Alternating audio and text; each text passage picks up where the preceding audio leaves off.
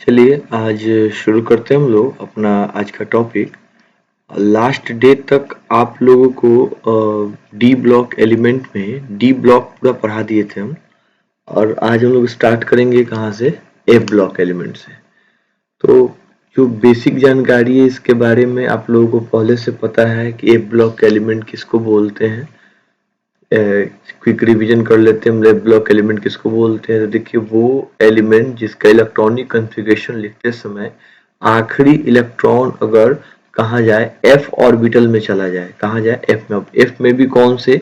या तो 4 का एफ, नहीं तो 5 का। अगर आपका आखिरी इलेक्ट्रॉन अगर 4 के एफ में या 5 के एफ में अगर जाता है तो हम क्या कहेंगे कि वो मेरा एफ ब्लॉक का एलिमेंट है। एफ ब्लॉक के एलिमेंट को एक और नाम से जानते हैं, इनर ट्रांजिशन एलिमेंट। इसको क्या कहा जाता है? इनर यानी कि अंतः संक्रमण तत्व भी कहा जाता है। अंतः संक्रमण तत्व भी इन्हें कहा जाता है।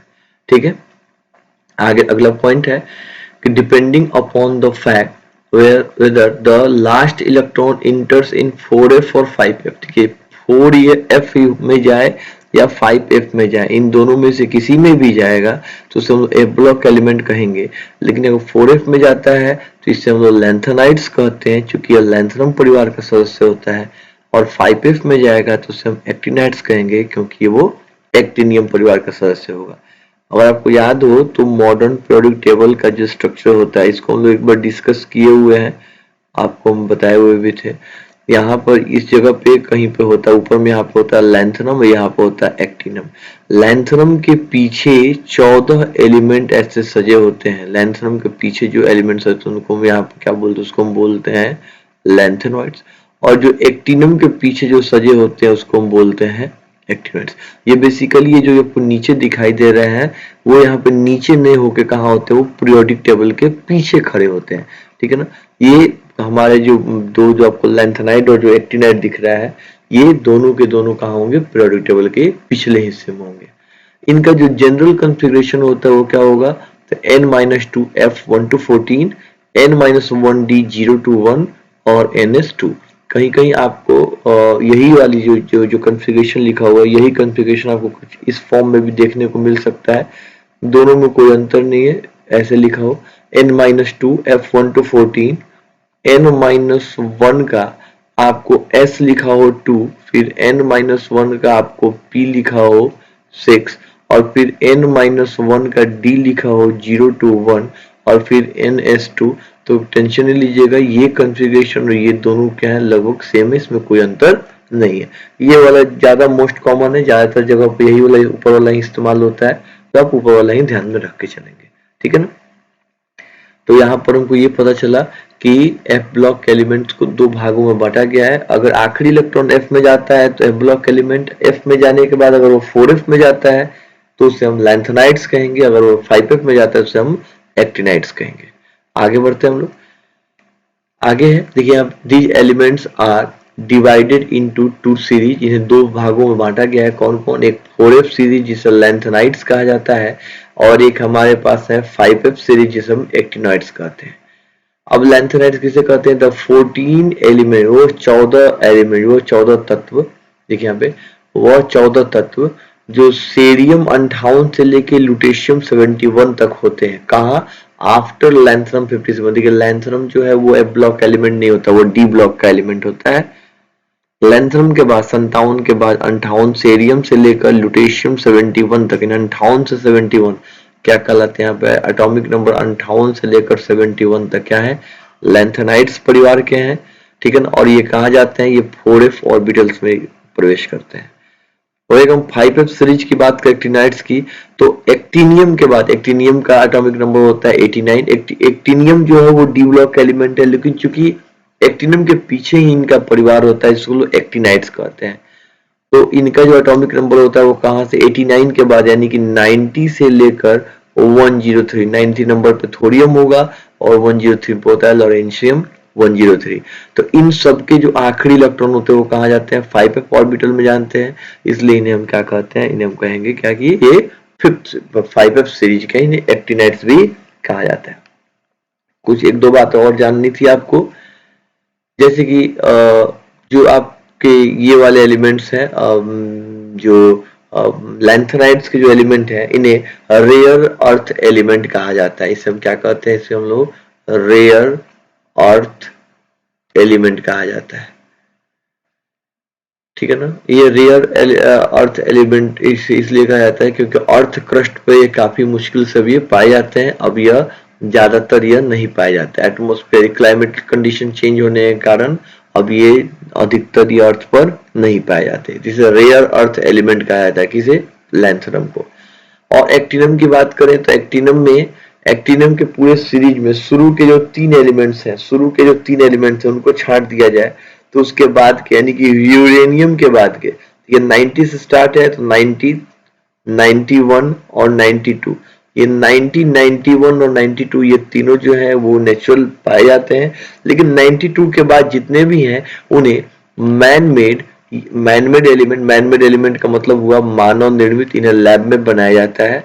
आप एक्टिनियम सीरीज में जाएंगे जो 90 से लेकर 103 तक फैला हुआ है, उसमें 90, 91 और 92 यानी कि यूरेनियम तक के एलिमेंट जो है वो धरती पर पाए जाते हैं।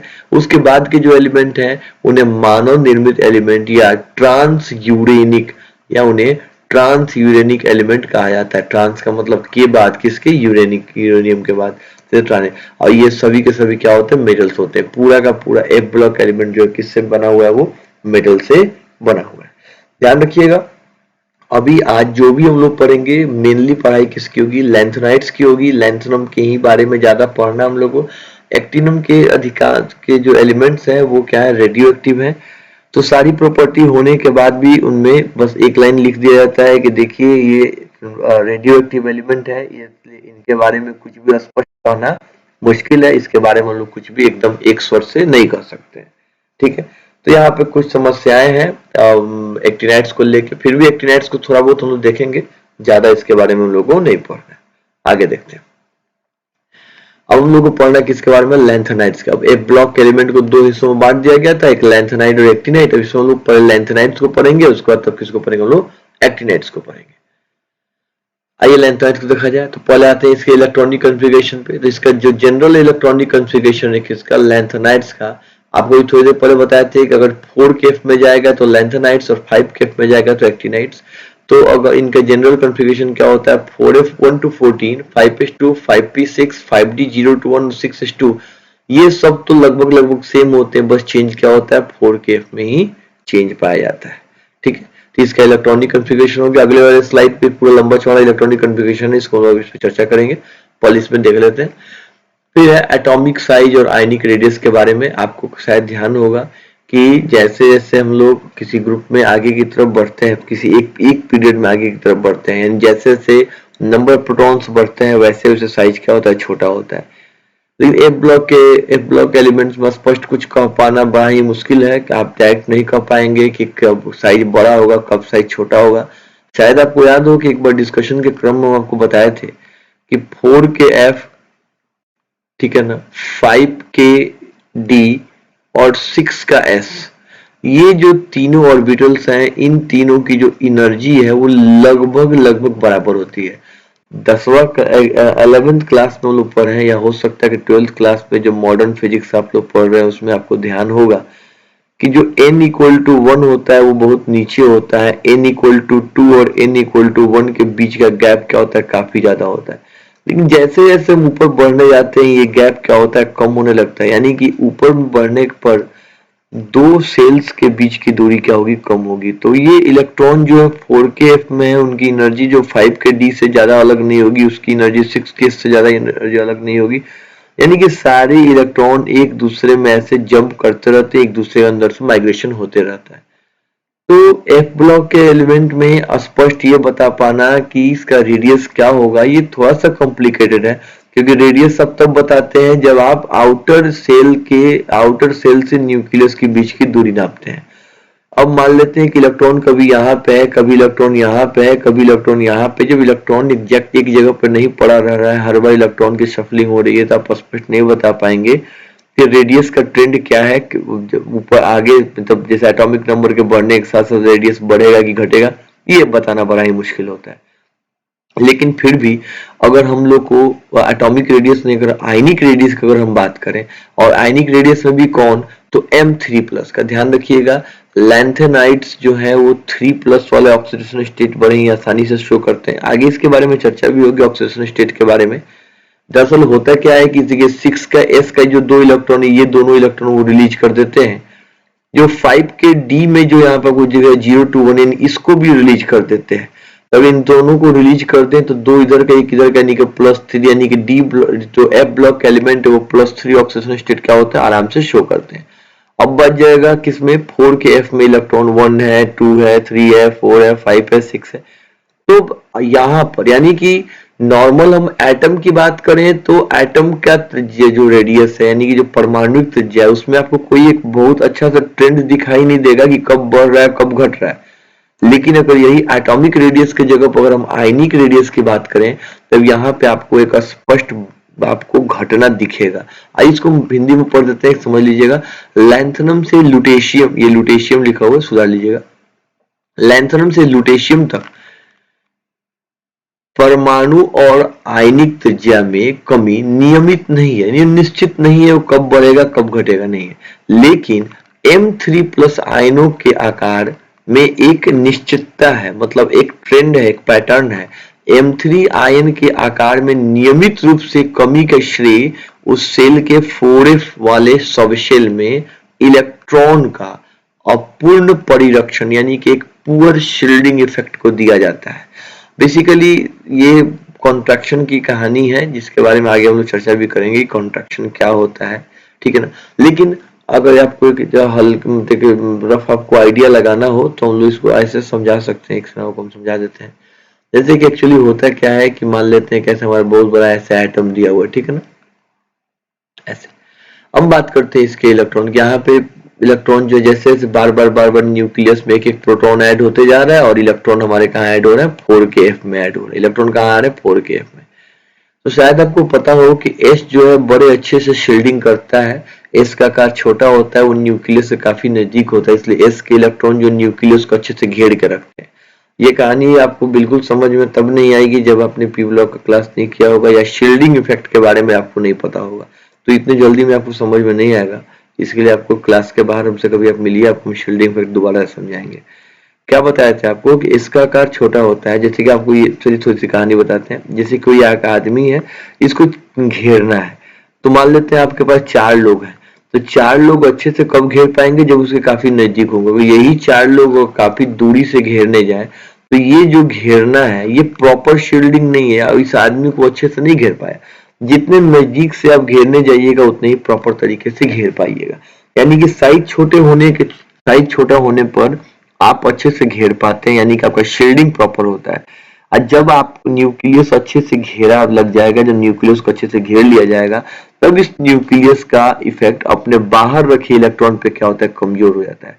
यानी हम कह सकते हैं कि जैसे जैसे आपकी शील्डिंग जो है, जैसे आपकी शील्डिंग मतलब परिरक्षण, मतलब उसको घेरने की, अगर आपका परिरक्षण बढ़ेगा तो न्यूक्लियस का जो प्रभाव है वो क्या होगा, कम होने लगेगा। तो S का जो साइज है बहुत छोटा होता है, S से बड़ा होता है किसका, P का साइज, P से बड़ा होता है D का, और D से बड़ा होता है F का। किसकी बात कर रहे हैं हम लोग, साइज का। तो घेरने की क्षमता जो होगी वो सबसे अधिक होगी S की, उससे कम P की, उससे कम D की, और सबसे कम किसकी होगी, F की। ये हम किसका बात कर रहे हैं, हम बात कर रहे हैं शील्डिंग का। यानी कि S के इलेक्ट्रॉन अच्छे से घेर पाएंगे। लेकिन आपको ध्यान होगा कि जब हम बात F ऑर्बिटल की कर रहे हैं, तो यहाँ पे आने वाले इलेक्ट्रॉन कहाँ भरे जा रहे हैं, F में भरे जा रहे हैं। और जब इलेक्ट्रॉनों को आप F में भरिएगा तो निश्चित रूप से वो अच्छे से नहीं घेर पाएंगे। जब वो अच्छे से नहीं घेर पाएंगे तो आपका न्यूक्लियस दिए, जब न्यूक्लियस और इस बाहर के इलेक्ट्रॉन के बीच में जो इलेक्ट्रॉन भरे जा रहे हैं, उनके शील्डिंग प्रॉपर नहीं, वो अच्छे से नहीं घेर पा रहे हैं, जिस कारण ये न्यूक्लियस मजबूत होता जाएगा, और इस न्यूक्लियस का जो पकड़ है अपने आउटर सेल पे क्या होगा, मजबूत होगा। तो हम क्या समझे, हम ये समझे कि देखिए शील्डिंग जैसे जैसे कम होगा, हमारा न्यूक्लियस का जो पावर है वो क्या होगा, मजबूत। न्यूक्लियस के पावर को एक दूसरे टर्म में जेड इफेक्टिव लिखते हैं, 11th में इसके बारे में पढ़ाया गया है। शील्डिंग कम होगा तो जेड इफेक्टिव क्या होगा, ज्यादा होगा। और जब जेड इफेक्टिव ज्यादा होगा तो रेडियस क्या होगा, रेडियस को कम करेगा, इन रेडियस को घटा देगा। यानी हम कह सकते हैं कि F में इलेक्ट्रॉन के भरे जाने पर एटॉमिक नंबर बढ़ने के साथ साथ आयनिक रेडियस क्या होगा, धीरे धीरे डिक्रीज करेगा। तो M3 प्लस में ट्रेंड पाया गया है कि जैसे जैसे आप स्टार्ट करेंगे आगे, जैसे जैसे आप आगे बढ़ते जाएंगे तो हर बार आपको पता चलेगा कि मेरा रेडियस क्या हो रहा है, ग्रेजुअली डिक्रीज कर रहा है। यही बात यहाँ पे लिखी गई है। क्या लिखा गया है कि 4f के सबशेल में जो इलेक्ट्रॉन है वो दूसरे इलेक्ट्रॉन को अपूर्ण परिरक्षण, अपूर्ण परिरक्षण का मतलब हुआ एक पुअर शील्डिंग इफेक्ट किया जाता है। पुअर शील्डिंग इफेक्ट के कारण ये क्या करता है, लैंथेनाइड्स के आकार में नियमित कमी होने लगती है, एक निश्चित पैटर्न पे क्या होता है, डिक्रीज होने लगता है, ठीक है ना। और इसे लैंथेनम कॉन्ट्रैक्शन के रूप में भी जाना जाता है। ये हमारा था एटॉमिक और आयनिक रेडियस के बारे में। एटॉमिक रेडियस के बारे में आप कुछ भी स्पष्ट कमेंट नहीं कर पाएंगे कि कब बढ़ेगा कब घटेगा, लेकिन जब हम बात करते हैं आयनिक रेडियस की, यानी जब हम बात करते हैं M3 प्लस की, तब अच्छे से बता पाएंगे कि जैसे जैसे एटॉमिक नंबर इंक्रीज करेगा वैसे वैसे इसका आयनिक रेडियस क्या होगा, डिक्रीज कर रहा होगा। ठीक है, फिर आगे बढ़ते हैं। यहाँ पे आपको इसे याद करना होगा। देखिए, इसको याद करने के अलावा कोई उपाय नहीं है। एक दो बातें आपके लिए हल्का सा हिंट्स की तरह हम लोग ऐसे ले सकते हैं कि देखिए, इसमें दो कॉन्फ़िगरेशन आपको कहीं दिखाई नहीं देगा, ना तो इसमें कहीं आपको इसमें जगह यहाँ पे ना तो आपको इसमें एक सेकंड, ये कहीं थोड़ा सा गड़बड़ दिख रहा है। हाँ,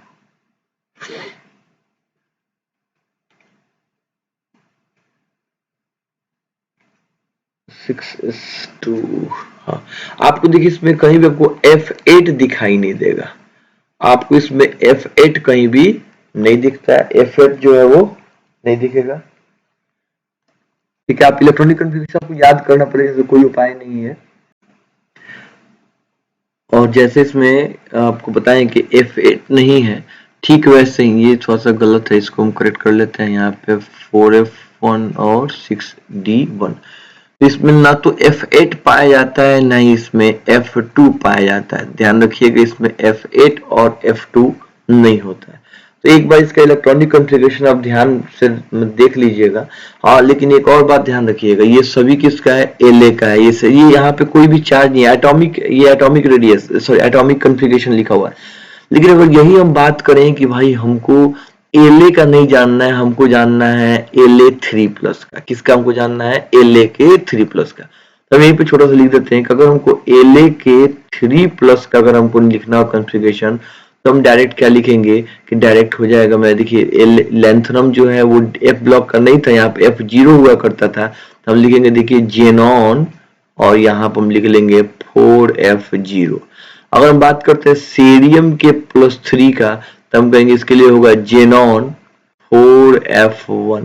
अगर हम बात करते हैं प्राजोडियम जो है, प्राजोडियम, उसका क्या होगा, तो इसमें +3 करके देखिए इसका क्या होगा, जेनॉन 4F2। यानी कि ये +3, अगर +3 ऑक्सीडेशन स्टेट के लिए अगर इसका इलेक्ट्रॉनिक कॉन्फ़िगरेशन लिखा जाए, तो इसका 4F0, 4F1, 4F2 इसका हो जाएगा, 4F3 इसका हो जाएगा, 4F4 इसका हो जाएगा, 4F5 इसका, 4F6, 4F7। ये एज इट इज जैसे इसको कंटिन्यू करते लेके चले जाइएगा, और यहाँ पे हो जाएगा 4F14। क्योंकि जो +3 इलेक्ट्रॉन जो इसके निकाले जा रहे हैं, वो कहाँ से निकलना प्रेफर करेंगे, एक तो वो निकलेगा किसका, इस S का इलेक्ट्रॉन वो निकालेगा जब आयनिक बनाएंगे तब। देखिए ध्यान रखिएगा, मैं एटॉमिक की बात नहीं कर रहे हैं। जब आयन के रूप में इसको ट्रांसफॉर्म करेंगे तब पूछा जाए कि इसका इलेक्ट्रॉनिक कॉन्फ़िगरेशन बताइए, तो पहला इलेक्ट्रॉन निकलेगा S का, क्योंकि आउटर सेल है। उसके बाद तब निकालेंगे D का, तो 2 1 3 निकलने के बाद क्या बचा, 4F0। फिर यहाँ पे देखिए 2 और 1 3 निकलने के बाद क्या बचा, 4F1। फिर यहाँ पे 2 और 1, अब इसमें तो है ही नहीं, कहां से निकालेंगे, इसमें से 1 निकालेगा, फिर कितना बचेगा, 4F2। ऐसे करके सब में से जब आप 3 इलेक्ट्रॉन निकालिएगा, तो ये कॉन्फ़िगरेशन क्या होता है, ये लगातार हो जाता है। तो परेशान करने के लिए आपसे इलेक्ट्रॉनिक कॉन्फ़िगरेशन पूछा जा सकता है परीक्षा में, या तो डायरेक्ट इसका पूछ दे, नहीं तो आपको La3 प्लस का पूछेगा, Ce3 प्लस, कोई भी एक 3 प्लस का ऑक्सीडेशन स्टेट देगा। इस बात का ध्यान रखिएगा, थोड़ा सा ये क्वेश्चन ऐसे आ सकता है। आगे बढ़ते हैं, याद करना होगा आपको इसको। आगे दिया हुआ अगला टॉपिक जो हमारा वो है ऑक्सीडेशन नंबर। पहले इसके बारे में जानते हैं ऑक्सीडेशन नंबर क्या होता है। देखिए, इसका मोस्ट कॉमन ऑक्सीडेशन नंबर क्या होता है, +3 होता है, ठीक है ना। वो कब दिखाते हैं, वो +3 कब शो करते हैं, जब 6 के s में से 2 इलेक्ट्रॉन और 1 इलेक्ट्रॉन 5 के d से रिमूव कर दिया जाए तो क्या दिखाएंगे, +3 दिखाएंगे। ये पीछे वाले स्लाइड में भी हम लोग देखे हैं कि +3 कैसे दिखाता है, इसमें से 2 और एक उसके जस्ट बाद वाले में से, तो इसमें नहीं है तो ठीक है, इसी में से एक निकाल लेते हैं, तो 2 1 3 निकल लेते, क्या बनेगा 4f6 बनेगा। देखिए 4f6 हम लिखे, ये भी देखिए 3 कब दिखाएगा, इधर का 2 इधर का 1 निकाल देंगे, क्या बन जाएगा +3 बनाएगा। तो +3 इनके लिए कॉमन इसीलिए होता है क्योंकि 6 के s में 2 होते हैं और d में 1 होंगे, तो इसको निकाल के या सिर्फ फोड़ के f वाले के बल पे चले जाते हैं, इसलिए +3 इनका ज्यादा स्टेबल माना जाता है। यहाँ पे लेकिन देखिए +3 सब दिखाते हैं, लेकिन कुछ ऐसे भी हैं जो क्या दिखाते हैं, +2 और +4 दिखाते हैं। जैसे कि +2 और +4 में जो ज्यादातर जो ज्यादा कॉमन है वो हमारे कौन कौन से, एक है सेरियम और सेरियम है, और एक हमारे पास है टर्बियम। टर्बियम भी आप देखे होंगे, सेरियम और टर्बियम, ये जो दोनों हैं ये आपको +4 ऑक्सीडेशन स्टेट शो करते हैं। ठीक है, कुछ ऐसे भी एलिमेंट हैं जैसे कि एट्रियम है, yttrium Y double T R, Y double T E R, Y double T E R, इटर अरे यार, Y double T E R P I U M, ytterbium. Ytterbium की बात अगर हम करें तो ये, और एक और हमारे पास एलिमेंट है यूरोपियम, यूरोपियम, स्पेलिंग एक बार देख लीजिएगा, यूरोपियम। ये दोनों जो है वो +2 शो करते हैं। देखिए +3 तो करेंगे ही करेंगे, लेकिन ये +4 शो कर सकते हैं और ये क्या करते हैं, +2 शो करते हैं। कारण क्या है, क्यों ऐसा करते हैं, तो आपको तो पता है कि ऑक्सीडेशन स्टेट क्यों शो कराया जाता है। देखिए कुछ ऐसे एलिमेंट हैं जो +2 और +4 शो करते हैं, +2 +4 क्यों करते हैं, क्योंकि मुख्य रूप से इनमें या तो खाली ऑर्बिटल्स होंगे, या आधा भरा हुआ स्टेबिलिटी आ जाएगा, या पूरा भरा हुआ स्टेबिलिटी आ जाएगा। तो खुद को स्टेबल करने के लिए ये नजदीकी वाले ऑक्सीडेशन स्टेट में चले जाते हैं, और इसी क्रम में +3 तो दिखाते ही थे, कुछ +4 और कुछ +2 भी दिखाते हैं। अब यहाँ पे क्वेश्चन ऐसे आ सकता है, जैसे पूछ दे कि बताइए सेरियम जो है, जो हमारा सेरियम +3 है, यह किस तरह से बिहेवियर शो कर सकता है। ये ऑक्सीडाइजिंग एजेंट की तरह काम कर सकता है, या यह एक रिड्यूसिंग एजेंट की तरह काम कर सकता है। ये बड़ा ही आसान क्वेश्चन है, ज्यादा टफ नहीं है, पिछले जानकारी से आप इसको आराम से बता सकते हैं। जैसे सोच के देखिए कि सेरियम +3 में तो रहता है, क्योंकि ये लैंथेनाइड्स है, लैंथेनम ग्रुप का एफ ब्लॉक का सीरीज का है, तो इसलिए यह +3 तो दिखाएगा ही दिखाएगा। अब बताइए कि +3 के अलावा ये किस में जा सकता है, ये जा सकता है +4 में, सेरियम +4 में रह सकता है, यानी सेरियम खुद का ऑक्सीडेशन कर सकता है। तो जब सेरियम खुद का ऑक्सीडेशन करेगा तो दूसरों के लिए कैसा बिहेवियर शो करेगा, वो रिड्यूसिंग एजेंट की का काम कर रहा होगा, क्योंकि जो दूसरों को रिड्यूस करते हैं उन्हीं का ऑक्सीडेशन होता है। सिमिलरली क्वेश्चन पूछा जा सकता है कि बताइए जो यूरोपियम है, यूरोपियम पे चार्ज दिया हुआ है +3, और पूछा जाए कि बताइए ये किस तरह का एलिमेंट हो सकता है, ये किस तरह का काम कर सकता है, ये ऑक्सीडाइजिंग एजेंट का काम कर सकता है कि रिड्यूसिंग एजेंट का काम कर सकता है। हम कहेंगे देखिए यूरोपियम पे +3 तो है, लेकिन ये कैसा शो कर सकता है, +2 भी शो कर सकता है। अब +2 होने के लिए यूरोपियम खुद को रिड्यूस करेगा, और जब ये खुद को रिड्यूस करेगा तो ये act as a oxidizing agent. ये कैसा काम कर रहा होगा, ऑक्सीडाइजिंग एजेंट का काम कर रहा होगा। तो इस तरह से ऑक्सीडेशन ऑक्सीडेशन स्टेट पे थोड़ा बहुत हम कमेंट कर सकते हैं, हम लोग आराम से बता सकते हैं थोड़ी बहुत बातें कि ऑक्सीडेशन स्टेट का क्या फंडा है। तो ध्यान रखिएगा मोस्ट कॉमन ऑक्सीडेशन स्टेट कितना होता है, इसका +3 होता है, और कुछ एलिमेंट जैसे कि सेरियम है, टर्बियम है, +4 दिखाते हैं, और एटर्बियम और यूरोपियम हमारे +2 दिखाते हैं। इस आधार पे आप ऑक्सीडाइजिंग और रिड्यूसिंग एजेंट के बारे में भी थोड़ा बहुत बता सकते हैं। ठीक है, एक और बात हम लोग को और थोड़ा सा ध्यान से रखना था, याद रखिएगा इसको, वैसे हो सकता है कि आपसे पूछे, ब्लैंक स्लाइड पर भी ये लिख देते हैं, आप इसको याद रखिएगा कि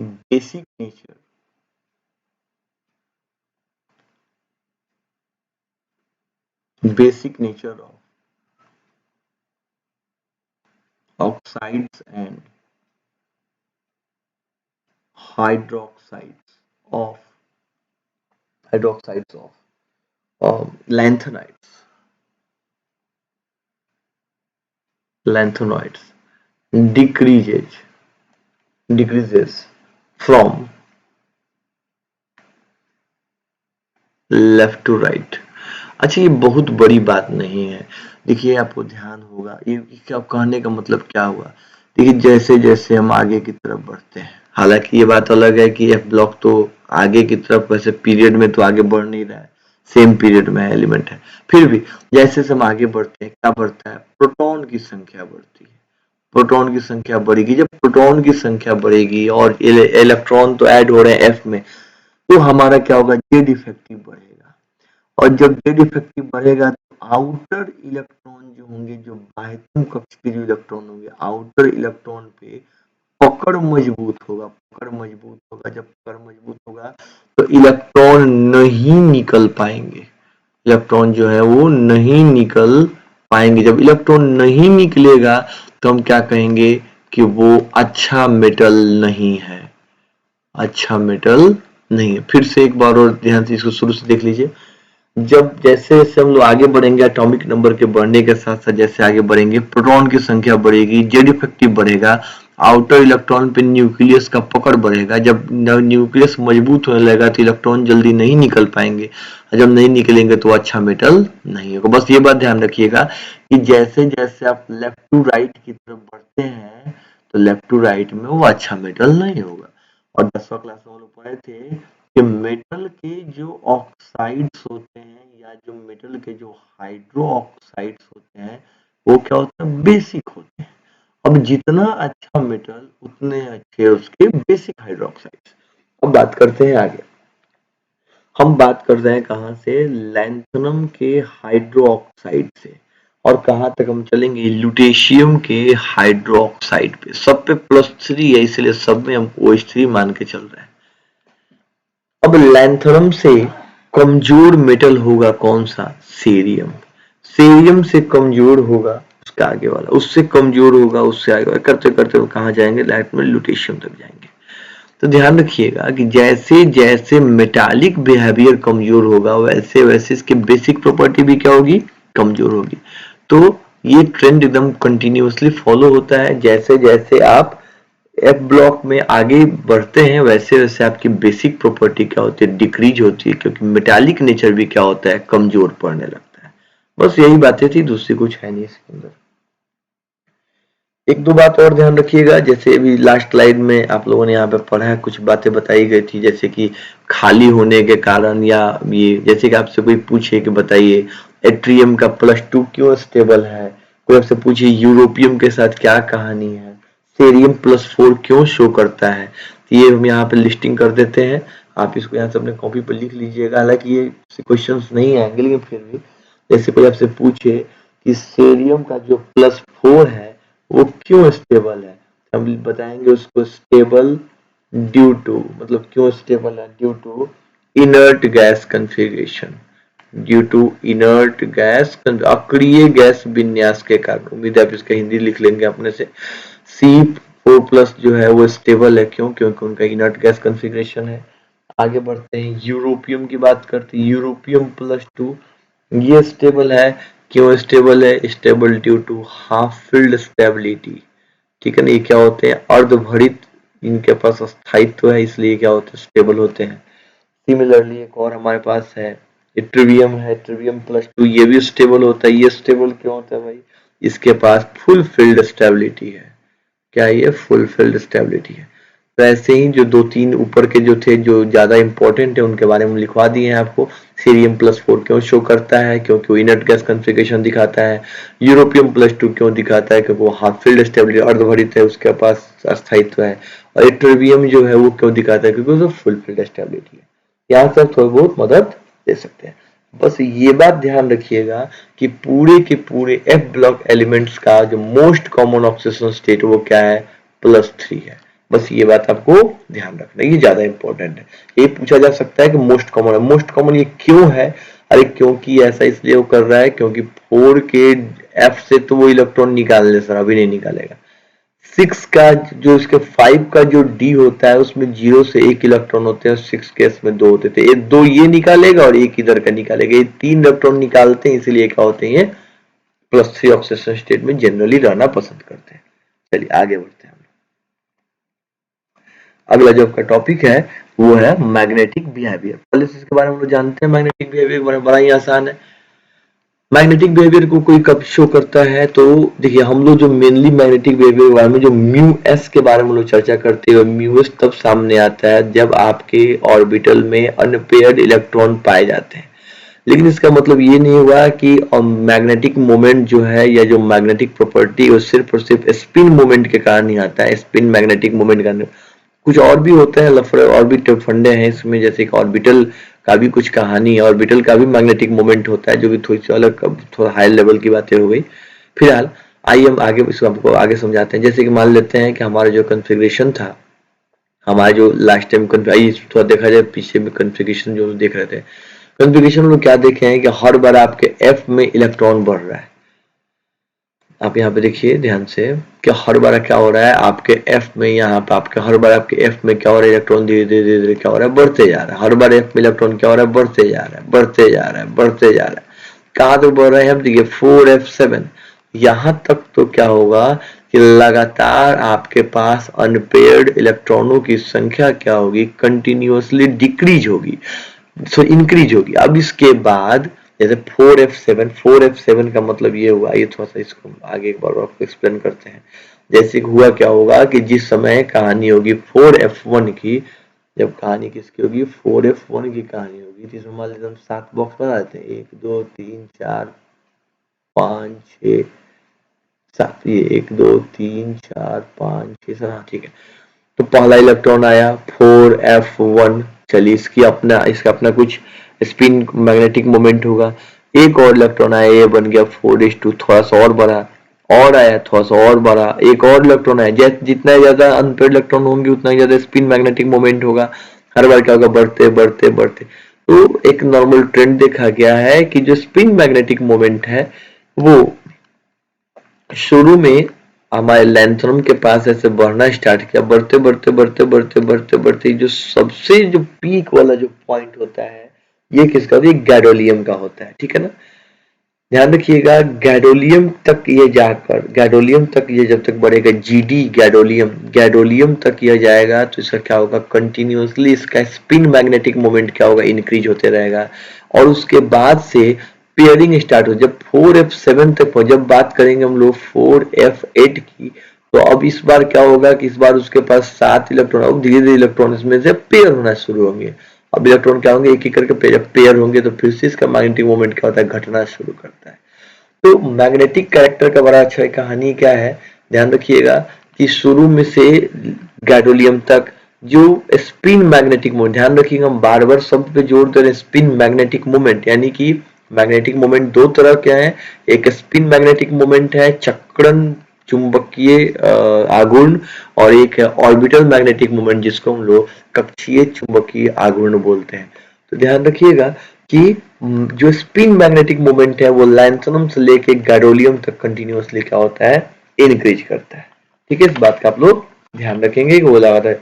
एक नियोडियम है इसमें लेकिन वो भी कंसेप्टिव नहीं, इसलिए इसको स्किप कीजिए, कोई ज्यादा झंझट नहीं है। ऐसे आपको कोई पूछे ध्यान रखिएगा, एक एक्सेप्शन मान के याद रखिए, हम आपको बता रहे हैं इसलिए याद रखिए, इसका कोई कारण आपसे कोई पूछने जा रहा है, और आपसे कोई पूछे कि बताइए लैंथनम, पूरे लैंथनम का मतलब ये हुआ कि सेरियम से लेके और पूरा आपका लास्ट का जो आपका ये है क्या बोलते हैं उसको, सेरियम से लेकर जो 71 है आपका लुटेशियम, वहां तक में सबसे ज्यादा मैग्नेटिक प्रॉपर्टी किसकी होगी, पारामैग्नेटिक गुण, सबसे ज्यादा पारामैग्नेटिक प्रॉपर्टी, सबसे ज्यादा पारामैग्नेटिक प्रॉपर्टी किसका होगा, कोई आपसे पूछे तो आप बताइएगा एनडी का होगा, एनडी नियोडियम का, ठीक है ना। सबसे ज्यादा मैग्नेटिक प्रॉपर्टी इसी की होती है। आप तो बोलेगे जी अभी तो आप बता रहे थे गैडोलियम के बारे में, हाँ बिल्कुल, गैडोलियम का कौन सा ज्यादा होता है, ये स्पिन क्वांटिटी, ये स्पिन मैग्नेटिक मोमेंट ज्यादा होता है, लेकिन नियोडियम की बात कर हम करें तो हम क्या कहेंगे कि इसमें सिर्फ और सिर्फ स्पिन मोमेंट की हम बात नहीं कर रहे, यहाँ पे स्पिन मोमेंट के साथ साथ ऑर्बिटल वाला भी मैग्नेटिक मोमेंट हम जोड़ते हैं, और ये दोनों जोड़ के सबसे ज्यादा किसमें होगा, हिंदी में होगा। बस आपको बस ध्यान रखना है, कोई पूछे सबसे ज्यादा पैरामैग्नेटिक नेचर किसके पास है, हम सीधे कहेंगे भाई Nd3+ के पास सबसे अधिक पैरामैग्नेटिक कैरेक्टर है इन लैंथेनॉइड्स। लैंथेनॉइड्स में सबसे ज्यादा पैरामैग्नेटिक यानी कि अनुचुंबकीय गुण सबसे ज्यादा किसके पास है, तो Nd के पास है। हाँ, अगर इतना ज्यादा एकदम पूरा एकदम तोड़ के कोई पूछ रहा है कि ये बताइए कि स्पिन मैग्नेटिक मोमेंट किसके पास ज्यादा होगा, चक्रण चुंबकीय गुण क्या किसके पास ज्यादा होगा, तो हम कहेंगे गाइडोलियम के पास ज्यादा होगा। ठीक है ना, लेकिन वैसे कोई नहीं पूछेगा आपसे, ध्यान रखिएगा। डायरेक्ट कोई पूछिए कि चुंबकीय गुण सबसे अधिक किसके पास है, तो Nd का नाम रखिएगा, और अगर वो चक्रण चुंबकीय गुण की बात करता है तभी Gd का नाम आप बताएंगे। ठीक है, बस इतना ही तक इसमें था, आगे बढ़ते हैं। अगला है रंगीन आयनों का निर्माण। ये भी काफी आसान है, जैसा हम लास्ट टाइम लोग पढ़े हुए थे कि जब तक आपके पास अनपेयर्ड नहीं होगा तब तक ट्रांजिशन नहीं होगा। देखिए एफ का तो स्ट्रक्चर काफी टफ होता है, यहाँ पे उसके हिसाब से तुम लोग एक्सप्लेन नहीं कर सकते हैं। डी के हिसाब से आपको बता देते हैं, जैसे डी में क्या कहानी थी कि अगर इलेक्ट्रॉन अनपेयर्ड होगा यानी ऊपर में जगह खाली है, ऊपर में जगह खाली है, तब यहाँ पे एनर्जी देंगे तो ये कहाँ होगा, आगे एक्साइटेड होगा, ऊपर जाएगा। इसको हम लोग वहां पे तो डी ट्रांजिशन कहते थे, यहाँ पर एफ ट्रांजिशन कहा जाएगा। तो ध्यान रखिएगा, एफ ट्रांजिशन तभी हो सकता है जब आपके पास क्या हो, अनपेयर्ड इलेक्ट्रॉन हो। अच्छा, जैसे लास्ट टाइम डी में पढ़े थे कि डी जो है रंग दो कारणों से दिखाता है। डी में रंग दिखने के दो कारण है मेनली, एक है डी ट्रांजिशन और एक है चार्ज ट्रांसफर। तो यहाँ भी चार्ज ट्रांसफर के कारण भी रंग आता है और एफ ट्रांजिशन के कारण भी आता है, लेकिन हम लोग ज्यादा फोकस किस पे कर रहे हैं, एफ पे कर रहे हैं।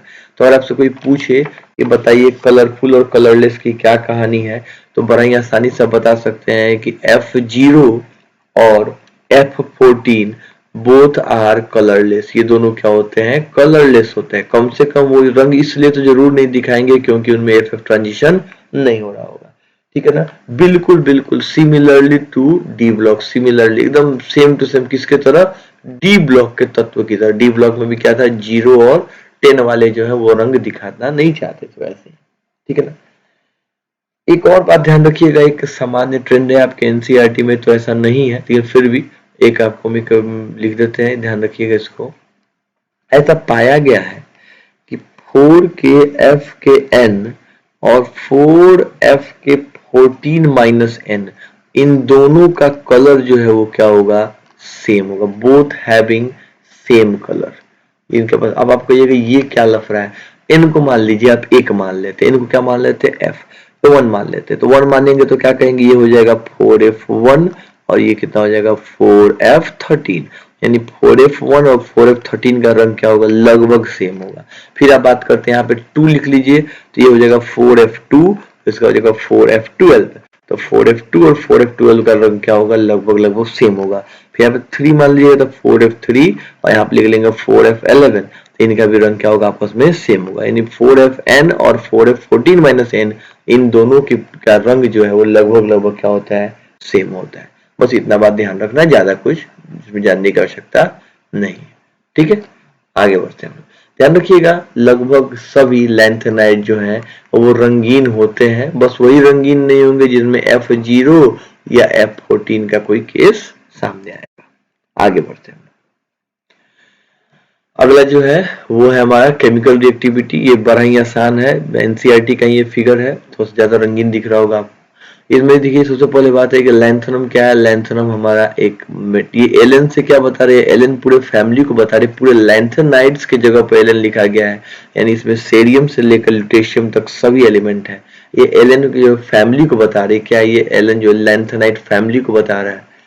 अब जब इस लैंथेनाइड फैमिली यानी कि इस मेटल का रिएक्शन जब हम एसिड से कराएंगे तो बड़ा ही आसान है, आपको पता है कि जब हम मेटल का एसिड रिएक्शन से कराएंगे तो कौन सा गैस निकलता है, हाइड्रोजन गैस इवॉल्व होता है, काफी आसान है। फिर देखिए बोल रहा है कि लैंथेनम का रिएक्शन हम हैलोजन से कराएं। एक बात बताइए, लैंथेनम का जो कॉमन ऑक्सीडेशन स्टेट है वो है +3, और आप कोई हैलोजन लेके आते हैं उसका होता है -1, इसके पैर पीस को गिराएंगे तो क्या बनेगा, फॉर्मूला Ln(x3), क्रॉस मल्टीप्लीकेशन वाला कहानी है, यानी कि इसका यही फॉर्मूला बने। जैसे मान लेते हैं आपको बताना है कोई का क्लोराइड बना, लैंथनम का कोई क्लोराइड, तो लैंथनम Cl3, बस हो गया लैंथनम क्लोराइड। अब इसके पीछे कोई भी लैंथनम हो सकता है, सोडियम से लेकर लुटेशियम तक कुछ भी। फिर अगला है कि जब लैंथनम का रिएक्शन हम पानी से कराते हैं, ये भी 10वां क्लास का रिएक्शन है कि जब हम मेटल का रिएक्शन जब हम किससे कराते हैं, वाटर से कराते हैं तो क्या बनता है, तो वही सिमिलर वही उसका हाइड्रोक्साइड और हाइड्रोजन गैस निकलेगा बाहर, ये भी आपको याद करना होगा, ठीक है ना। इसको थोड़ा देर बाद हम लोग देखते हैं, इसको 2 मिनट रुकिए। फिर यहाँ पे कह रहा है लैंथनम का रिएक्शन लोग नाइट्रोजन कराते हैं, तो लैंथनम पे चार्ज कितना होगा +3, और नाइट्रोजन के जो नाइट्राइट बनाते हैं तो उसमें चार्ज आता है -3, इसका पैर पे इसके पैर पे ये। अब दोनों का 3 कैंसिल आउट हो जाएगा, क्या बन जाएगा लैंथनम LnN, लैंथनम का नाइट्राइट, ऐसा कुछ, ठीक है।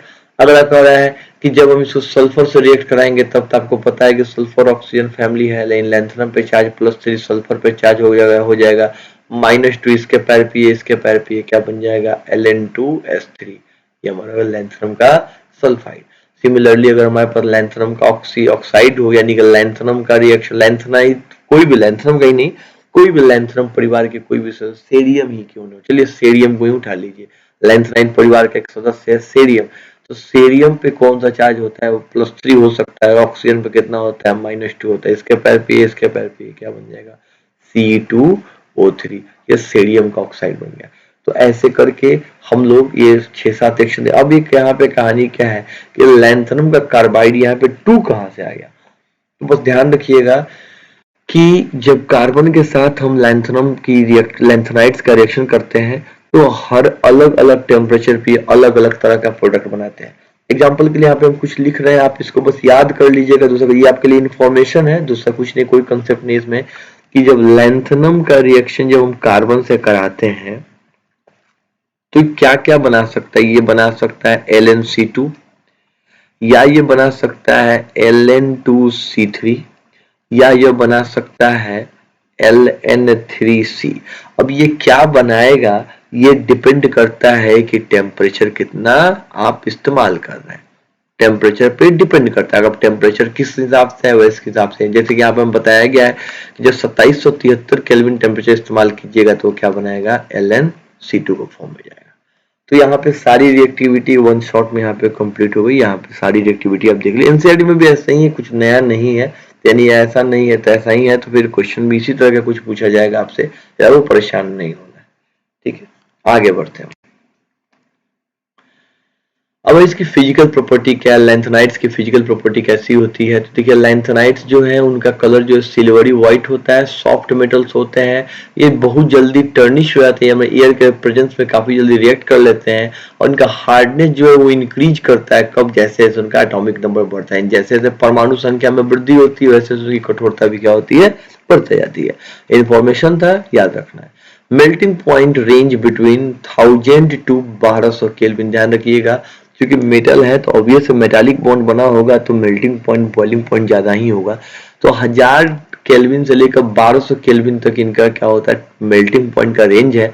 एक समेरियम एक मेटल है जो कि 1623 केल्विन पे मेल्ट करता है, ये भी याद रखना है। फिर भाई ये अच्छे, अब ये तो पूछने वाला बात ही नहीं था कि चूंकि ये मेटल है therefore metals are good conductor of heat and electricity, तो यहाँ से तो डायरेक्ट आप ये लाइन लिख सकते हैं। ये फिजिकल प्रॉपर्टी ऑफ लैंथनाइड्स थी, थोड़ा सा और देख लेते हैं। तो अब बात करते हैं वहां पे किसकी, एक्टिनाइड्स की। अभी आपको थोड़ी देर पहले बताया कि सारी कहानी किसके लिए थी, लैंथनाइड्स के लिए थी। आपसे अगर क्वेश्चन भी पूछा जाएगा तो लैंथनाइड्स का ही पूछा जाएगा, एक्टिनाइड्स का क्वेश्चन ना के बराबर आएगा। क्यों, क्योंकि एक्टिनाइड्स के मैक्सिमम एलिमेंट क्या होते हैं, वो रेडियो एक्टिव होते हैं। तो रेडियो एक्टिव क्या क्या होगा, मास धीरे धीरे डीके होते रहते हैं, इनके बारे में कुछ भी स्पष्ट बता पाना पॉसिबल नहीं होते। सबसे पहले इलेक्ट्रॉनिक कॉन्फ़िगरेशन, तो ध्यान रखिएगा शुरू में बताया है कि एफ के को 2 हिस्सों में बांट दिया गया था, एक लैंथेनॉइड्स था एक एक्टिनॉइड्स था। लैंथेनाइट हमारा 4f सीरीज था और एक्टिनाइड्स क्या होते हैं 5f सीरीज होते हैं, यानी यहाँ पे इलेक्ट्रॉन 4f में जाते थे, यहाँ पे इलेक्ट्रॉन 5f में जाएंगे। इनका जनरल इलेक्ट्रॉनिक कॉन्फ़िगरेशन यहाँ पे दिया हुआ है, ये रेडॉन के बाद से काउंट किया, तो यहाँ पे आगे रेडॉन लिखने का मतलब हुआ कि इनका इलेक्ट्रॉनिक कॉन्फ़िगरेशन किसके बाद आपको देखना है, रेडियम रेडॉन, इनका कहाँ से देखना है हम लोग को, अरे यार यहाँ पे कन्फर्मेशन रेडियम नहीं होगा, रेडॉन होगा, ये रेडॉन ही है, ठीक है, रेडॉन है, रेडियम नहीं होगा, ठीक है। इनका कहाँ से देखना हम लोग को, रेडॉन के बाद से इसका हम लोग कॉन्फ़िगरेशन देखना है। फिर क्या है कि इसमें जो इलेक्ट्रॉन जो है 14 इलेक्ट्रॉन जो भरे जाते हैं वो कहाँ भरे जाते हैं, अंदर के सब सेल्स में भरे जाते हैं। यानी अगर 7k की बात कर रहे हो तो इलेक्ट्रॉन कहाँ भरे जाएंगे, 5kF में भरे जाएंगे, ठीक है ना। एक्टिनाइड्स में भी जो इलेक्ट्रॉनिक विन्यास, इलेक्ट्रॉनिक कॉन्फ़िगरेशन में काफी ज्यादा इरेगुलरिटी है। जैसे हम लोग एस और पी का पढ़ते आ रहे तो उतना आसान नहीं होता है। वो अभी थोड़ी देर पहले आपको बताए हैं, थोड़ी देर पहले बताए हैं कि यहाँ पे क्या होगा, जैसे जैसे हमारा प्रिंसिपल क्वांटम नंबर बढ़ते जाएगा, यानी पहले हम लोग डील कर रहे थे 1 का एस, 1 का पी, 2 का एस, 2 का पी, ऐसे कुछ करके हम लोग डील करते हैं। 1 का पी तो होता ही नहीं, तो ऐसे कुछ डील करे तो वहां पे क्या हो, ये गैप सेपरेशन ज्यादा होता है। लेकिन जैसे जैसे एटॉमिक नंबर जैसे जैसे नंबर ऑफ पीरियड्स बढ़ने लगता है, इसमें क्या होगा, इन दोनों के बीच का गैप क्या होगा, कम होने लगेगा। यानी कि इलेक्ट्रॉन इजीली यहाँ से यहाँ, यहाँ से यहाँ जंप कर, जब ऐसी स्थिति जब आ जाएगी कि इलेक्ट्रॉन अपनी जगह पर नहीं रह पाएंगे, उनका वैलेंसी क्या होता है, अनस्टेबल होता है, ठीक है ना। ऐसे इसलिए हो पाता है क्योंकि एक तो इनके जगह, इनकी दो सेल्स के बीच में एनर्जी लेवल क्या है, काफी कम है। और दूसरा इसलिए हो पाता है क्योंकि इनके पास, इनमें कुछ में क्या होगा, आधा भरा हुआ स्टेबिलिटी आएगा, कुछ में पूरा भरा हुआ स्टेबिलिटी आएगा, किस में वो इनर्ट गैस का स्टेबिलिटी प्राप्त कर लेंगे। इसलिए इनका भी जो ऑक्सीडेशन स्टेट होगा वो क्या होगा, थोड़ा सा अनस्टेबल टाइप का होगा, वो इरेगुलर नहीं होगा, इरेगुलर होगा। आगे देखते हैं हम लोग। यहाँ पे इसका इलेक्ट्रॉनिक कॉन्फ़िगरेशन लिखा हुआ है। इलेक्ट्रॉनिक कॉन्फ़िगरेशन में ध्यान रखिएगा, थोड़ा बहुत बात आपको ध्यान रखना है कि जैसे कि इसमें इलेक्ट्रॉन कहाँ डाले जा रहे हैं। ये सारे इलेक्ट्रॉन जो है वो 5k में ऐड किए जा रहे हैं, ठीक है ना। ये थोरियम से स्टार्ट किया गया, इसके ऊपर के एक्टिनियम नहीं दिया गया है आपको। ये सब एक्टिनियम के पीछे इसलिए इसको एक्टिनाइड्स कहा जाता है, ठीक है ना। थोरियम से लेकर लॉरेंशियम तक ये कंटिन्यू यहाँ पे आपको दिया गया है, इस बात का ध्यान रखिएगा। कुछ बातें और हैं जिसमें उनको जाननी है। क्या जाननी है, यूरेनियम 92, यूरेनियम 92, ये थोरियम हमारा 91 है, सॉरी 90 है, प्रोटेक्टियम जो है वो हमारा 91 है, 90। यही तीन ऐसे हैं जो नेचुरल हैं, जो नेचर में एग्जिस्ट करते हैं। उसके बाद की जितने भी आपको दिख रहे हैं ये सब क्या, मैन मेड। ये क्या आदमी के द्वारा बनाया गया है, इस लैब में सिंथेसिस किया जाता है। इसीलिए इस 92 के बाद के जितने भी एलिमेंट होते हैं इनको हम किस नाम से जानते हैं, इन सबको हम लोग ट्रांस यूरेनिक एलिमेंट के नाम से भी इसे जाना जाता है। अब ध्यान रखिएगा, ये जो तीन फर्स्ट है TH, PA और U, TH, PA, U काफी इंपॉर्टेंट है। TH, PA और U ये तीनों क्या है, ये नेचुरल एलिमेंट है। क्या है ये नेचुरल एलिमेंट। इसमें ध्यान रखिए, कोई पूछेगा नेचुरल एलिमेंट कौन से हैं, कौन से एक्टिनाइड्स जो है नेचुरल एलिमेंट है, तो थोरियम, प्रोटेक्टियम और यूरेनियम नेचुरल है, और बाकी ऑल आर मैन मेड और ट्रांस यूरेनिक एलिमेंट। यहाँ पे आपको ध्यान रखना होगा इन सभी चीजों का। ये भी काफी आसान है, ज्यादा टफ नहीं है, ध्यान रखिएगा इसको। आगे बढ़ते हैं हम लोग। बहुत ही शॉर्ट है, ज्यादा नहीं है इसमें, इसके बारे में कोई चीजें ज्यादा नहीं, ऐसा कुछ नहीं पढ़ने वाले जिसके बारे में हम लोग बिल्कुल नहीं जानते थे। ये देखिए इसका मैग्नेटिक बिहेवियर। एक्टिनाइड्स भी अणुचुंबकत्व को प्रदर्शित करते हैं, ये भी क्या होते हैं, ये भी पैरामैग्नेटिक नेचर के होते हैं। ऐसा इसलिए होता है क्योंकि इनके पास भी क्या है, अनपेयर इलेक्ट्रॉन है। और सबसे बड़ी बात यह है कि इनका जो नेचर है वो लैंथेनाइड के तुलना कंपैरिजन में थोड़ा सा ज्यादा कॉम्प्लेक्स है। ज्यादा कॉम्प्लेक्स इसलिए है, अभी बता रहे हैं फिर से, क्योंकि सारे ऑर्बिटल्स के बीच का जो एनर्जी गैप है वो कम हो चुका है। इलेक्ट्रॉन इजिली एक से दूसरे शेल में जा रहे हैं, यानी कि किसी का पेयरिंग हो रहा है, कोई अनपेयर्ड हो रहा है, कोई हाफ फिल्ड हो रहा है, कोई फुल फिल्ड हो रहा है, ये कंटिन्यूसली चेंज होते रह रहा है। इसीलिए इसका जो मैग्नेटिक बिहेवियर है बता पाना थोड़ा सा क्या है, कॉम्प्लेक्स है। फिर आगे बात करते हैं हम लोग साइज का, तो सेम वही कहानी है पिछले ही की तरह। जिस तरह जब जैसे हम लोग देखे थे कि भाई 4 का F जो है न्यूक्लियस को अच्छे से नहीं घेर पाएगा, इसलिए न्यूक्लियस मजबूत होने लगेगा, तो इलेक्ट्रॉनों पे पकड़ क्या होगा, मजबूत बना लेगा, तो साइज क्या होगा, छोटा हो जाएगा। ठीक वही कहानी यहाँ भी है कि जैसे जैसे हम बात करते हैं कि आगे बढ़ रहे हैं हम, अपने एटॉमिक नंबर बढ़ रहा है, एटॉमिक नंबर बढ़ने के साथ साथ इलेक्ट्रॉन जो है 4f में घुसा के ऐड होते हैं, और न्यूक्लियस के अंदर क्या ऐड होता है, प्रोटॉन ऐड होता है। तो प्रोटॉन तो ऐड हो गया, हमारा न्यूक्लियस मजबूत हो गया, लेकिन रिपल्शन की जब बारी आई तो बोला गया कि जाए, तो इलेक्ट्रॉन तो F में आ गया, और F जो है अच्छे से न्यूक्लियस को नहीं घेर पाता है, इसलिए न्यूक्लियस अपने आउटर सेल के इलेक्ट्रॉन पे पकड़, जब मान लेते हैं बीच में घेरने वाले कमजोर हो जाएंगे तो जो न्यूक्लियस होगा वो अपने आउटर सेल के इलेक्ट्रॉन पकड़ मजबूत बना लेगा और साइज क्या होगा, छोटा हो जाएगा। अगला एक टर्म है आयनाइजेशन एंथैल्पी। आपको पता है what is ionization enthalpy, minimum amount of energy required to release an electron from outermost shell of an isolated gaseous atom. यानी हम कह सकते हैं कि किसी विलगित गैसीय परमाणु के बाह्यतम कक्ष से इलेक्ट्रॉन को बाहर निकालने में दी जाने वाली ऊर्जा की न्यूनतम मात्रा आयनन ऊर्जा कहलाती है। इसे आयनन एंथैल्पी भी कहते हैं। अब ध्यान रखिएगा एक्टिनाइड्स की जो आयनाइजेशन एनर्जी है वो लैंथेनाइट से क्या होती है, कम होती है। ऐसा इसलिए होता है क्योंकि एक्टिनाइड्स, अब ध्यान रखिएगा, एक बात बताइए हमको, जैसे इस ऊपर से आप नीचे आते हैं वैसे आपका साइज थोड़ा सा तो बड़ा हो जाता है भाई। तब थोड़ा सा बड़ा होने का मतलब है कि न्यूक्लियस का पकड़ थोड़ा सा कमजोर हुआ, थोड़ा सा कमजोर होती है, इलेक्ट्रॉन क्या करेगा, जल्दी निकाल देगा। तो एक्टिनाइड्स की जो आयनाइजेशन एंथैल्पी है वो क्या लैंथेनाइड्स से थोड़ी सी कम होती है, लैंथेनाइड्स की अधिक होती है। लैंथेनाइड्स का साइज छोटा है, न्यूक्लियस का पकड़ थोड़ा सा मजबूत है।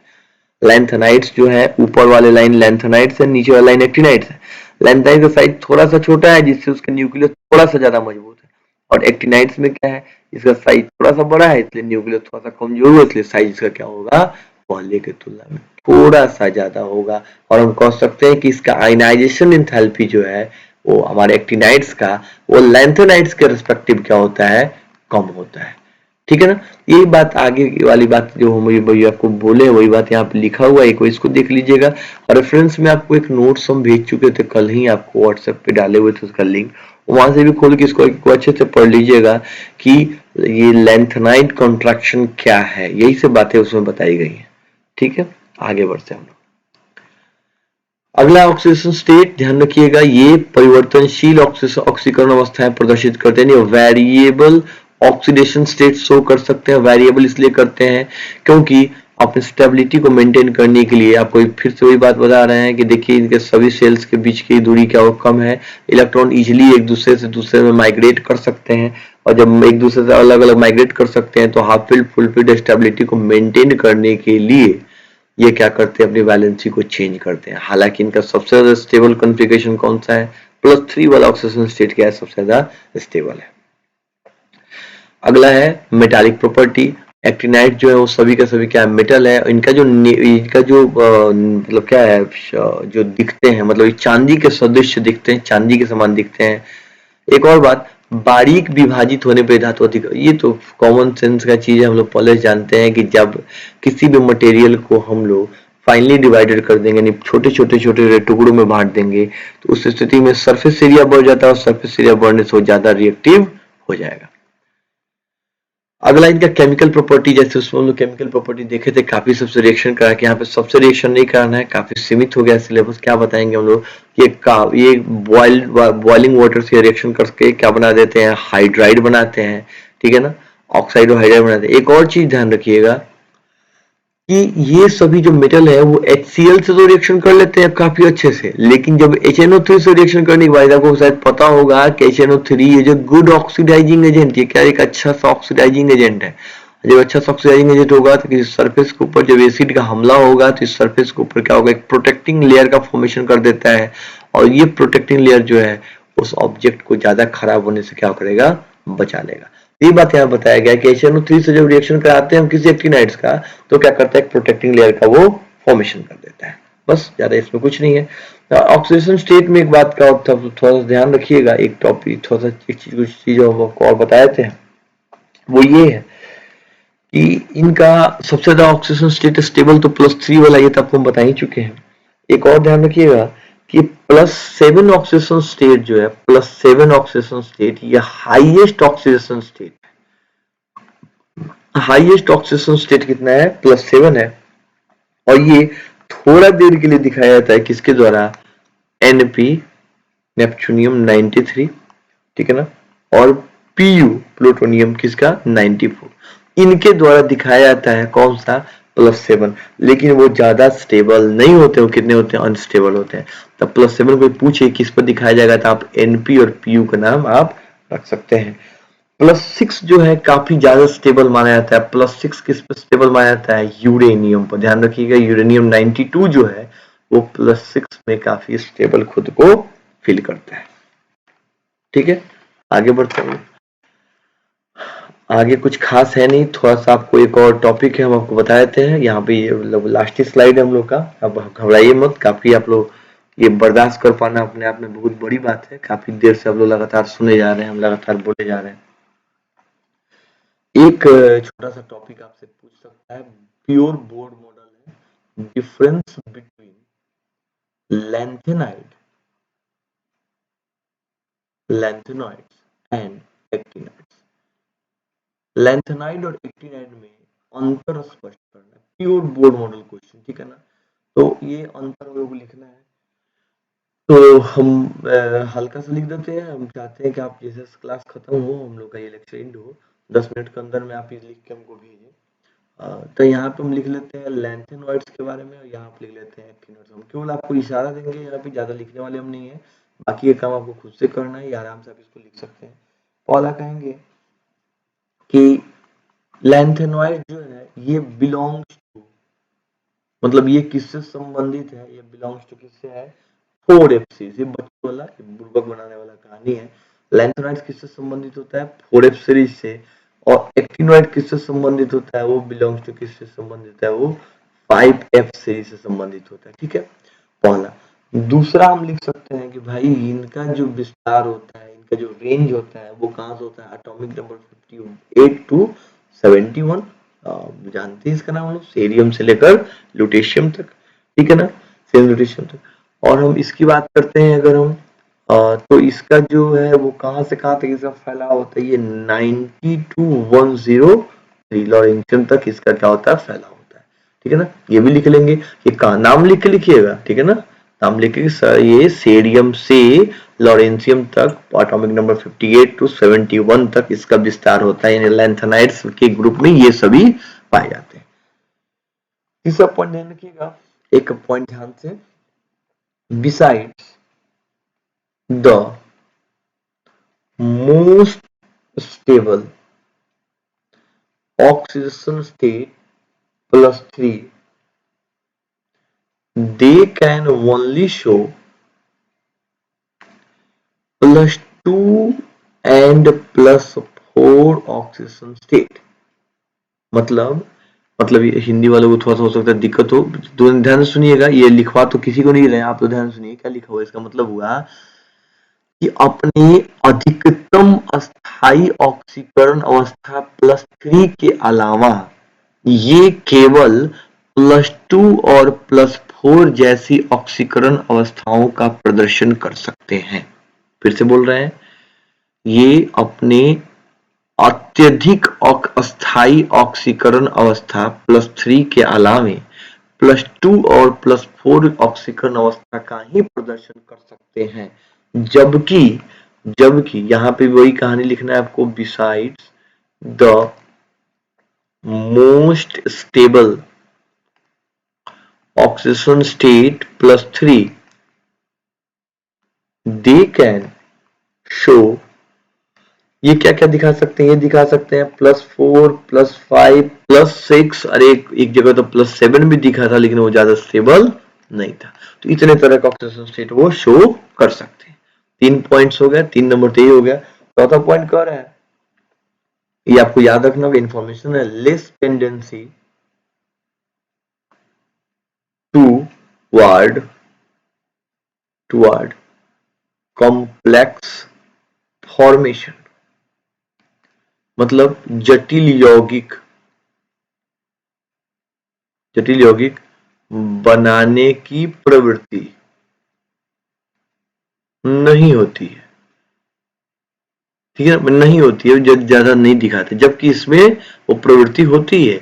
ये कैन फॉर्म, ये बनाते हैं कौन सा, कॉम्प्लेक्स आयन, ये कॉम्प्लेक्स फॉर्मेशन अच्छा से करते हैं, जटिल यौगिक को बनाते हैं, ये अच्छे से बनाते हैं, ठीक है ना। जटिल यौगिक क्या करते हैं, वो बनाते हैं, याद रखिएगा इसको। एक और बात ध्यान रखिएगा पांचवा में, एक इसमें है प्रोमीथियम, ठीक है ना। प्रोमीथियम के अलावे शेष रेडियो सक्रिय नहीं है, मतलब लैंथनम में सिर्फ एक प्रोमेथियम ही है जो रेडियो एक्टिव है, बाकी सभी रेडियो एक्टिव नहीं है। जबकि आप एक्टिनियम में आइएगा तो ऑल आर रेडियो एक्टिव, ये सभी क्या होते हैं, रेडियो एक्टिव होते हैं, स्टेबल नहीं होते हैं, डीके करने लगते हैं। ठीक है ना। एक और पॉइंट ध्यान रखिएगा, ऑक्साइड्स एंड हाइड्रो ऑक्साइड्स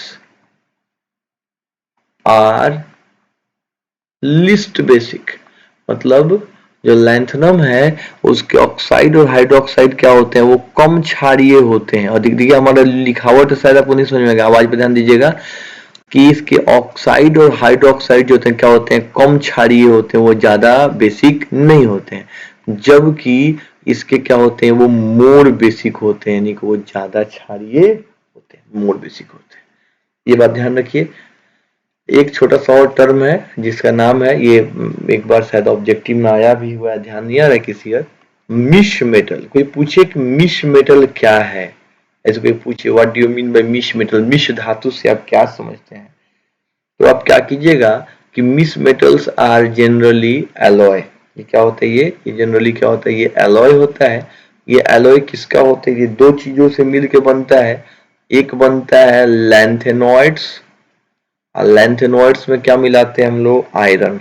और लैंथेनॉइड्स में भी जनरली किसका इस्तेमाल करते हैं हम लोग, सेरियम का। यानी कि सेरियम के साथ अगर 95% तक लोहा मिला दिया जाए तो जो धातु बनेगा, उस जो मेटल बन के निकले उसको क्या बोलते हैं, मिश मेटल बोलते हैं। और इसका यूज हम लोग बुलेट्स को बनाने में करते हैं। क्या क्या बनाते हैं हम लोग, बुलेट्स बनाते हैं, बंदूक की ट्रेसर बुलेट बोलते हैं उसको, ट्रेसर बुलेट को बनाने में इसका यूज किया जाता है। यहाँ तक जाकर आपका जो मेरा डी एंड एफ ब्लॉक का जो एलिमेंट है, डी और एफ ब्लॉक एलिमेंट, वो क्या हो गया, समाप्त हो गया। ठीक है ना। अब ये खत्म हो गया। अब इसके बाद हम लोग क्या करना है, एक पॉलीमर है, देखते हैं पॉलीमर का, आपको वीडियो डाला हुआ है ग्रुप में, ठीक है ना। वो देखिए वो खत्म नहीं किया, वैसा मत सोचिएगा कि सर मोटिया के भाग गए। उसमें का शुरू का 2 वीडियो जो है ना वो थोड़ा सा ब्लर है, तो आप आज अपना राय बताइएगा। अगर आपको लगेगा कि ज्यादा ब्लर है तो शुरू के 2 वीडियो हम पढ़ा देंगे, वो बहुत ही आसान है, ग्रुप में नोट्स डाला गया है। इस चैप्टर का भी नोट्स हम आपको ऑलरेडी पहले सेंड कर दिए हैं। और इसमें ये 65 स्लाइड हुआ है, तो स्लाइड नंबर 1 से लेकर स्लाइड नंबर 65 तक ये भी हम आपको अवेलेबल करा देते हैं, ताकि किसी का कोई मिस हुआ हो तो उसको वो कवर कर लेगा। आपका आज का होमवर्क यही है कि डिफरेंस बिटवीन लैंथेनाइड और एक्टिनॉइड्स, इसको आप अभी लिख के तुरंत हमको भेजिए। और आप संडे तक, संडे संडे ज्यादा, हाँ संडे संडे ठीक है, संडे तक, संडे तक आपके पास इसके एनसीईआरटी का कंप्लीट सॉल्यूशन होना चाहिए। जिस दिन आप हमसे मिलिएगा उस दिन आपको हम एनसीईआरटी का सॉल्यूशन चेक करेंगे। पहला होमवर्क ये हुआ। दूसरा है सॉलिड स्टेट का, जो हम लोग जो प्लान किए हुए थे एसईटी का, सेल्फ इवैल्यूएशन टेस्ट का, तो ये सॉलिड स्टेट का हमारा टेस्ट होने वाला हम लोग का, ये छठ के बाद होगा। छठ बीतने दीजिए, उसके बाद इसका हम लोग टेस्ट लेंगे। ठीक है ना। तो आपका भी फिलहाल काम क्या है, आपका भी अभी फिलहाल का होमवर्क है वो जो अभी हम आपको दिए थे, दोनों के बीच का डिफरेंस लिखने का, लैंथेनाइड और एक्टिनाइड के बीच का डिफरेंस। पहला देखिए हम यहाँ पर मेंशन कर देते हैं अभी तुरंत का होमवर्क क्या है। पहला आपका होमवर्क है difference between lanthanoids and actinoids, lanthanum एवं एक्टिनियम के बीच में अंतर स्पष्ट करें।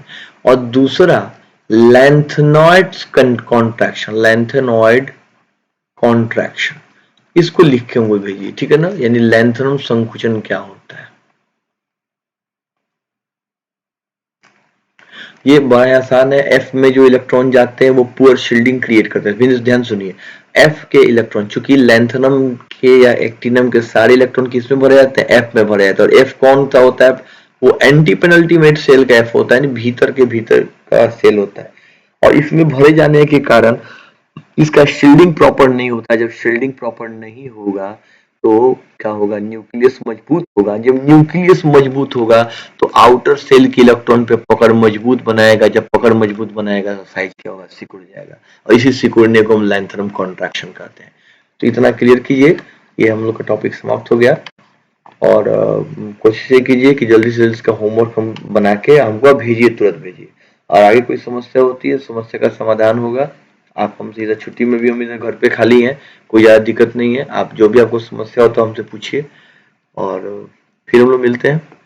आज के लिए इतना ही। चलिए, बाय।